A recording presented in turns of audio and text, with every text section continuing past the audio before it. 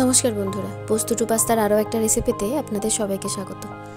আজ আমি আলু আর মেথি শাক দিয়ে একটা রেসিপি বানাচ্ছি, আলু মেথি। খুব টেস্টি হয় এটা, আর খুব সহজে বানানো যায়, বেশি কিছু উপকরণও লাগে না। প্রথমে যেটা করতে হবে, কিছুটা মেথি শাক ভালো করে ধুয়ে পরিষ্কার করে একদম ছোট ছোট করে কেটে একটু জলে ভিজিয়ে রাখতে হবে। মেথি শাকে একটু তেতো ভাব থাকে, সেটা যাতে খুব বেশি না হয় সে কারণেই এই জলে ভিজিয়ে রাখা। এরপর আমি আলু কেটে নিচ্ছি চৌকো চৌকো করে, ছোট ছোট করে। কড়াইয়ে তেল দিলে, তেল যখন গরম হচ্ছে দিয়ে দিচ্ছি 5 ফোড়ন, আর এরপর শুকনো লঙ্কা, একদম কুচি করে রাখা রসুন, একটু কুচনো আদা। যখন সুন্দর একটা গন্ধ বেরোবে তখন দিয়ে দিতে হবে পেঁয়াজ। এরপর সব কিছু ভালো করে ভেজে নিতে হবে।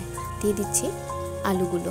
কিছুক্ষণ ভেজে নেওয়ার পর আমি এর মধ্যে দিয়ে দেব একটু হলুদ গুঁড়ো, লঙ্কা গুঁড়ো আর ধনে গুঁড়ো, পরিমাণ মতো নুন দিয়ে আরও কিছুক্ষণ নাড়াচাড়া করে গরম জল দিয়ে 10 থেকে 15 মিনিট মতো চাপা দিয়ে আলুটাকে সেদ্ধ হতে দেব।